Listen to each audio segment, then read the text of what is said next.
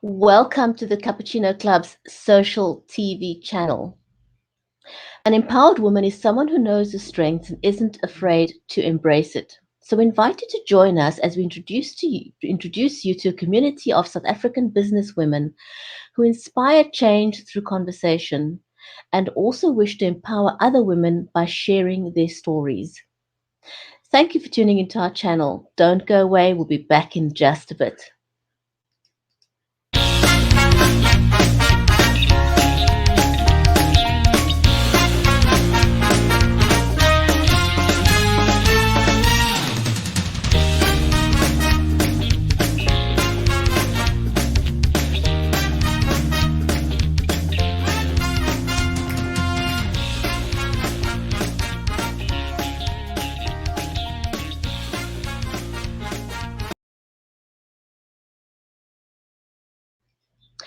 And welcome to the show. I'm your host, Brigetti Limbanda. I'm a Global Goodwill Ambassador, a live stream host and producer, and I help brands, networks, and social good communities create great digital storytelling experiences. My guest today is Dr. Donna Podems. Donna was born in the USA and moved to South Africa in 1997. She's got two children, aged 13 and 10, and she holds a doctorate in interdisciplinary studies and a master's degree in public administration. Her most recent book is a mentoring book called Being an Evaluator, Your Guide to Evaluation. In 2004, she started a small business called Otherwise Research and Evaluation, where she is the current director. She also keeps one foot firmly planted in academia, she says. She's also an associate producer at the Michigan State University and a senior research associate at the University of Johannesburg. Donna says her work revolves around conducting research and evaluation on interventions aimed at shifting social inequality. She's a former national board member of the American Evaluation Association and a former national member of the South African Monitoring and Evaluation Association. She's on the editorial board of the American Journal of Evaluation. So let's not waste any time and let's invite Donna onto the show. Donna, welcome.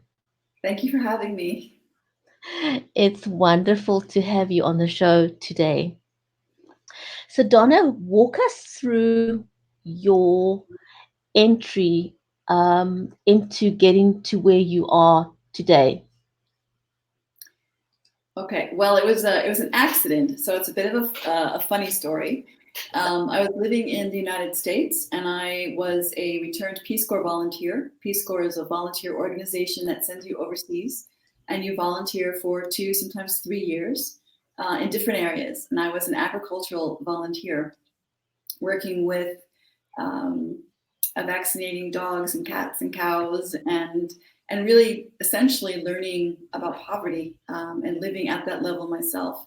Um, when I came back to the United States, because I spoke a colloquial Spanish, I was hired to go out and identify illegal farm workers who were in the United States, not for a bad reason, but to try and understand how the visa processes should be changed or not within the U.S. This was back in the mid 1990s. During that process, I happened to be doing my work, running around trying to find people to talk to me. And the company who hired me asked me to do an evaluation. I had never heard of program evaluation. I did not know what it was. I agreed to help them out and do it. And that was my introduction to working with social programs in order to either improve them or assess how well they're doing. When I say a social program, I'm talking about anything to do with, for example, early childhood education or women's empowerment or the stopping of trafficking of rhino horn. So any kind of program that's aiming to create social change. And that was my introduction to it.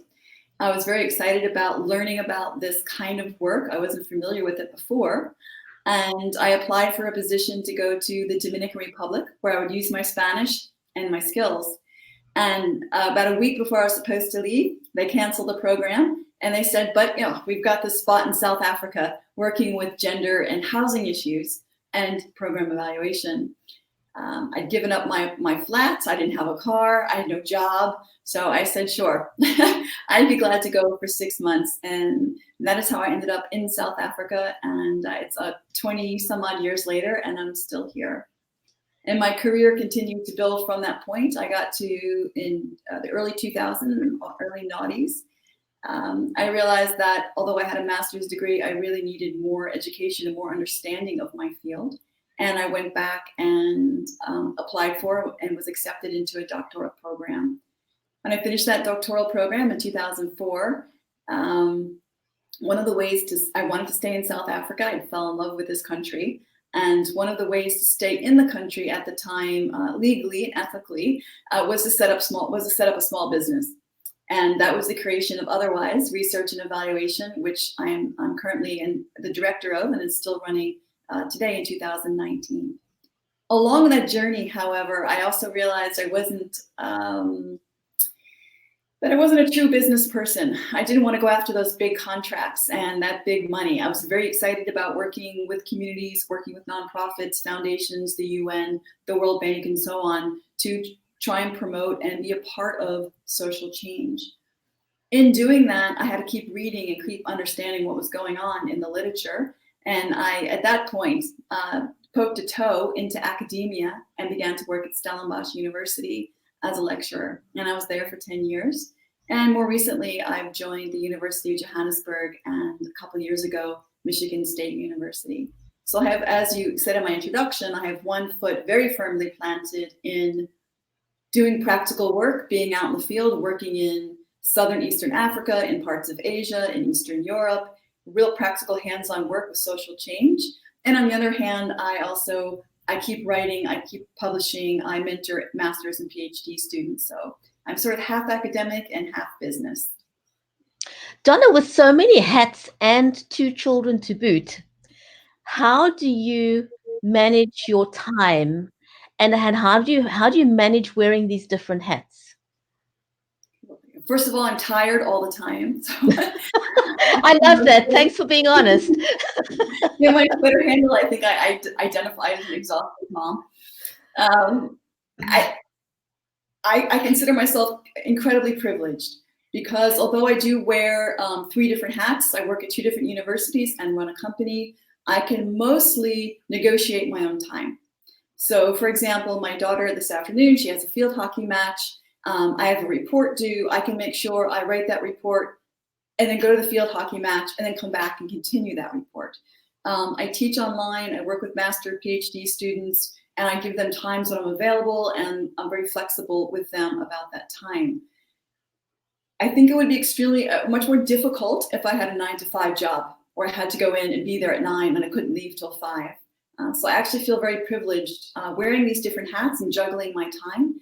But I have to admit, a lot of work gets done between the kids going to bed around 8 o'clock at night and 2 in the morning. That's probably my most productive writing time. That is amazing. So would you say that it's more difficult for a woman to do what you do than for a man? Is there a difference? Is there still a gender inequality in what you do?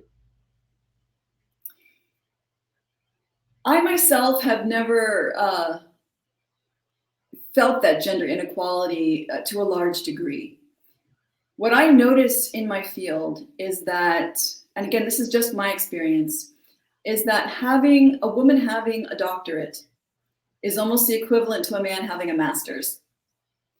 So when I'm giving advice to young women in the field and they're asking about, rising up and getting higher level positions and so on, my advice to them is keep your foot firmly planted in the practical world. That means a lot, getting experience. But you really do need to, in my opinion, get that master's and eventually that PhD. So tell us a little bit about your book. Okay. My book, I'm very excited about it.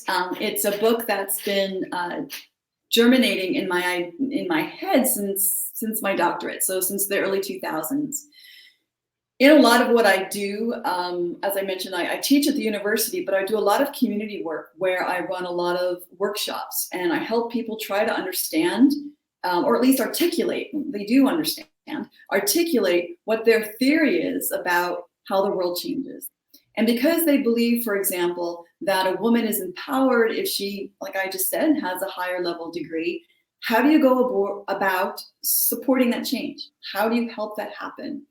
And along the way of how do you help that happen, you ask the question, how do you know it happened? And who valued that happening? And who was prevented from taking part in that process? You start to ask these kind of social change questions, and they're around, of course, assessment and measurement. So this book began to germinate a long time ago of how do you actually go about doing that kind of work. This is the first and the only mentoring book on the market. It's put out by Guilford Press, and it's called Being an Evaluator, that actually mentors you through not only how to do what I do, so it's a technical book, but it also has a lot of personal stories and a very real approach to being very honest about the challenges that a man or a woman will encounter in doing this kind of social change work. And did you, is the book available online? Yes, it is both a hardcover and an ebook. The book is available in all over the world. Although the publisher is Guilford in the US, they have distributors and partners in Africa and Europe and Asia, both as a hardcover, again, and as an ebook. Fantastic. So my next question to you is, are you available as a mentor, or do you see yourself as a mentor to younger women at all? I do, absolutely. And I think it's one of the parts of my moving ahead and in my career that I think is important. I wouldn't be where I am now if I hadn't been mentored by both men and women. I've had the most incredible mentors in my life, Michael Patton being my strongest mentor, but Jennifer Green and just so many people who have stepped into my life and helped me and mentored me. Patricia Rogers, just so many people that I feel privileged and honored to give that back. I enjoy being a mentor. And I think wearing that mentor hat has come in many different forms for me. I feel as though, of course, I'm mentoring my master's and my PhD students, shepherding them through getting their degree, so that academic kind of mentoring. But I also mentor younger women in my field in a very practical sense. Very much enjoy that part of my work. You really took the next question out of my mouth, because I was going to ask you, who are your mentors and who are the people that you look up to? I always mention these people first. They're very well-known names in my field. But I have to say there's so many other people. When I work with nonprofits, the director of the nonprofit for, say, an early childhood development program, she's touching my life as I'm touching hers. And I feel that I get mentored from all different kinds of places and spaces, even from people that don't have big names in the field, so to speak. Yeah. And it's amazing how inspiration comes from, different people, different spheres, depending on where you are in your stream of life. And so I want to ask you one question as a mom who's worked from home myself. How do you find your relationship with your children? Do you think it's different? Is it better because you manage your time directly? Yes, I do. I don't have anything to compare it to because I've actually never had a real job, a 9-to-5 job. I've always, coming out of my PhD program, started this company. My daughter was born 2 years later. So I've always managed to move myself around so I can be with my children. So I think it is strong in that way. I think the challenges come, if I'm not jumping the question there, I think the challenges come with drawing that boundary between, this is my office. You can see this is a door here with a clear window. And I often have little faces peeking through when I'm trying to get work done, or in a professional Skype call, you see little heads running behind there. I'm okay with that, and my clients are okay with that. So I'm not in that corporate world where that might be considered perhaps unprofessional. Most of my clients, it brings a sort of warmth to me and to the work that I do. So I think my children benefit by seeing me work from home. And more I on know. this, Yeah, I know a lot of people, wonder, is it possible to juggle a high profile career and have children at the same time? Because it is a balancing act. And I remember something fondly, when my I've also always had a home office, and my son one day came in, and I used to just kind of show him the hand when I'm not able to yeah. talk. And one day he said to me, "Mom, can we talk?" And I said, "Yeah." And he says, "You always show me your hand." Yeah. So that's why I was asking you, how do you manage that? Because sometimes we think we're accessible, and we may not be as accessible as we think we are to our children, because our minds are occupied. But if you can block off that time and say, well, this is now family time, and when my door is closed, I'm kind of in my office. Yeah, and I'm not sure I manage that as well as I would like to say on this show. I mean, it's definitely a balancing act, and I think you have to be very conscious of it. No, actually, it's 3 o'clock. My kids are home. Work can wait till 8 o'clock tonight for me. And putting everything away, closing the computer, it has to be a conscious effort. Or when my clients ask me to have a meeting at the time that I need to pick up my kids, to be able to say to the client, and I'm very honest, I'm sorry, I fetch my children at that time. So I'm very proud of being a mother, and I don't ever use them as an excuse not to get work done. Don't get me wrong, but I'm very honest with my clients that I'm a mom and I'm going to get this work done for you. Well, I think that is where authenticity comes to play, because people in the workplace, sometimes we forget they are parents too. And so if we're just honest about, look, this is what I need to do, my kids got hockey practice or whatever it is, people can relate to that. They'll relate to that a lot more than when you try and give them some kind of random excuse. Yeah. And that is the way to do it. Authenticity will always win. Donna, thank you so much. It was great having you on the show, but I've got a few fun questions for you. Are you a paper or a plastic kind of person? Paper. Me too, by the way. I'm really not kind of in the plastic thing. And you may have answered this earlier, but are you a morning or a night kind of person? That's changing as I get older, I have to admit. If you had asked me pre-50s, I would have said I'm definitely a night person. I do my best thinking at night. I have time at night to write. As I've matured and become older, I think my time clock has shifted, and I'm beginning only this year, I would say, to find myself to be more of a morning person. But I want to go back to that paper plastic question for quick. Yes.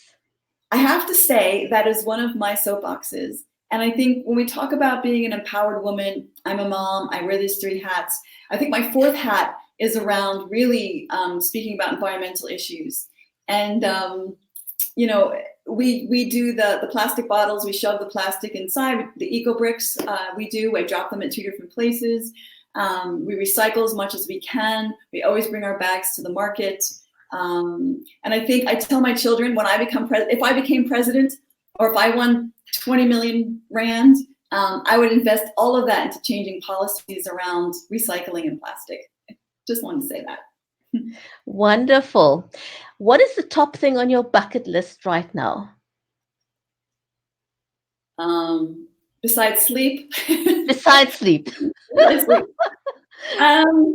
There's a lot on my bucket list. I think one of them is, as soon as my kids are old enough, I would love to go and see the gorillas in Uganda or Rwanda. That is definitely on my bucket list.